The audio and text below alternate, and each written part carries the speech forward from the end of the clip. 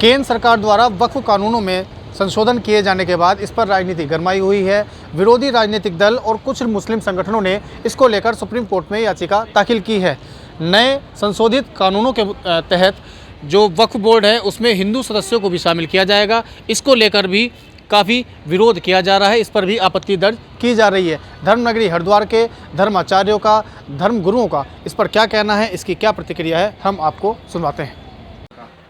सरकार का जो ऐतिहासिक कदम है वो मुस्लिमों के लिए है, उसमें मुस्लिम समुदाय को ही लाभ मिलेगा और हम इस सरकार के इस निर्णय की प्रशंसा करते हैं। लेकिन क्यों इसका वो विरोध कर रहे हैं? विरोध नहीं करना चाहिए, सदा हर एक चीज़ को जो है सकारात्मक भाव से लेना चाहिए। उनके हित में वो कदम बढ़ाया जा रहा है सरकार के द्वारा। ठीक है, ये विचाराधीन है, इस पर हम लोग विचार करेंगे और सरकार जो विचार करेगी वो सबके पक्ष में रहेगा। ये भारत में एक ऐसी व्यवस्था चली आ रही है पिछले 70-80 साल से, इसका कोई हिसाब है ना किताब है। और एक धर्म विशेष के लोगों के द्वारा जिस प्रकार से संपत्तियों का अतिक्रमण करके कब्जा किया गया है, भारत सरकार का प्रयास जो है वो अच्छा है, सराहनीय है। इसमें जो गरीब मुसलमान हैं उनको एक बहुत बड़ा स्कोप मिलेगा, अच्छे अच्छे विद्यालय बनेंगे, हॉस्पिटल बनेंगे, उन्हीं के धर्म से संबंधित मंदिर जैसे हिंदुओं के बनते उस प्रकार से मस्जिद बनेंगी, या दूसरे जो सेवा के प्रकल्प हैं वो उसमें होंगे। और जो अतिक्रमण करके लोगों ने ज़मीनें बेची हैं उसके ऊपर सरकार को अंकुश लगाना चाहिए और ये एक अच्छा प्रयास है, इसकी प्रशंसा करनी चाहिए। सरकार ने इसमें एक आमूल ये मत से मैं जहाँ तक देखता हूँ, मेरी दृष्टि से ये उचित नहीं है, क्योंकि इस प्रकार की अगर मांग सरकार करती है तो कल वो लोग मांग करेंगे हिंदुओं की ट्रस्ट में मुसलमानों को होना चाहिए, फिर गुरुद्वारा प्रबंधक कमेटी में मुसलमान और के अलावा दूसरे ईसाइयों को भी होना चाहिए, फिर ईसाइयों की जो कम्युनिटी है वो भी कहेगी, तो ये कहीं न कहीं विवाद का विषय बनेगा। इससे सरकार को बचना चाहिए। ये ऐतिहासिक निर्णय है, इससे जो मुस्लिम समुदाय है उसको लाभ मिलेगा। इससे जो गलत तरीके से ज़मीनों को हथियाई गई थी उस पर एक बहुत अच्छा कदम इस पे आने वाला है और इसका फ़ायदा पूरा मुस्लिम समाज को मिलेगा। निश्चित ही इस पे कुछ लोग आपत्ति जता रहे हैं, विरोध कर रहे हैं, कुछ संगठन के लोग हैं। इसमें किसी प्रकार की किसी को आपत्ति नहीं होनी चाहिए, क्योंकि एक जब कोई ऐतिहासिक कदम सरकार उठाती है तो इसमें आपत्ति का क्या बात है, आपत्ति क्यों होनी चाहिए। जो अच्छा कदम है उसका स्वागत करना चाहिए। सरकार ने एक बहुत बड़ी ऐतिहासिक निर्णय लिया है। इसमें ऐसा है कि कुछ लोग आपत्ति उठा रहे हैं ना, सब लोग तो नहीं उठा रहे हैं, तो वहाँ पे सरकार ने कोई सोच समझ करके निर्णय लिया होगा। सरकार ऐसे कोई किसी भी वस्तु को नहीं छेड़ती, किसी भी विषय को जब तक उसकी गहराई तक सरकार जाती नहीं, जब तक गहराई तक उसके लोग जांच के नहीं पहुँचते, तब तक किसी भी इतने बड़े चीज़ों में फैसला नहीं होता है।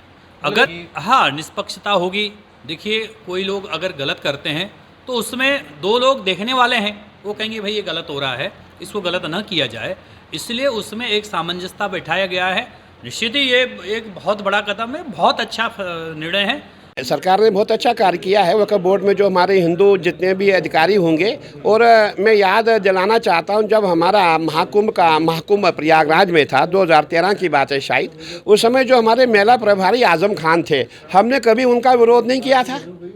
आपने देखा होगा जो स्नातियों का सबसे बड़ा पर्व है जिसे हम कुंभ के नाम से मनाते हैं, वो प्रयागराज में मनाते हैं जहाँ तीर्थों का राजा है। जब हमारे वहाँ मेला प्रभारी आजम खान हो सकते हैं तो वक्फ बोर्ड में दो हिंदुओं के रहने से कौन सी दिक्कत आ रही है। मैं कहना चाहूँगा कि ये राजनीति छोड़कर जो सरकार काम करे बहुत अच्छा काम कर रही है। और वक्फ बोर्ड की ज़मीन है, जितने ये ठेकेदार बने हुए सब ने कब्जाई हुई है, ये लोग परेशान हैं। अभी सुनने में आया कि हमारे जितने भी खड़गे आदि जिन्हें कहीं लोग ऐसे हमारे कांग्रेस के हैं, कहीं पार्टियों के, सपा के हैं, सब ने जो है वक्फ बोर्ड की ज़मीन कब्जाई हुई, सभी परेशान हैं और बहुत जल्दी इसका हल निकल जाएगा। इसमें ज़्यादा मैं समझता हूँ इसको ज़्यादा डिस्प्यूटेड करना उचित नहीं है। में तर्क दिया जा रहा है गुरु जी कि ऐसे तो हिंदुओं के जो संगठन है, जो संस्थाएं, उनमें भी मुस्लिमों को आगे जगह देने की मांग की जा सकती है या अन्य धर्मों के लोगों को। नहीं, बिल्कुल आपने देखा होगा कि हमारे जितने भी हम हिंदू हैं जब सुनाते हैं, हमारे पास क्या है, हमारे मठ मंदिर सरकार तुरंत कब्जा करती है, तुरंत रिसीवर बिठा देती है, और इनके जितने भी मस्जिद है, जितने मज़ार है, वहाँ पे कोई कानून है ही नहीं। इसलिए मैं चाहूँगा कि वहाँ भी जैसे हमारा हिंदुओं के लिए जैसे हमारे यहाँ चैरिटी कमिश्नर होता है, हमारे यहाँ अगर आप गुजरात में जाएंगे, आप महाराष्ट्र में जाएंगे, हमारे यहाँ जितने भी ट्रस्ट है उनका हेड कौन होता है, कमिश्नर होता है, कलेक्टर होता है। मध्य प्रदेश में आप जाएंगे, वहाँ जितने भी ट्रस्ट हिंदुओं के जितने मठ मंदिर है, सबका प्रेसिडेंट कौन है, कलेक्टर है। मैं समझता हूँ पूरे देश में काम हो रहा है, अगर इनके लिए भी हो रहा है तो कोई बुरी बात नहीं है। हम भी तो झेल रही है, हमारे साथ भी तो हो रहा है, तुम्हारे साथ अन्याय कहाँ हो रहा है?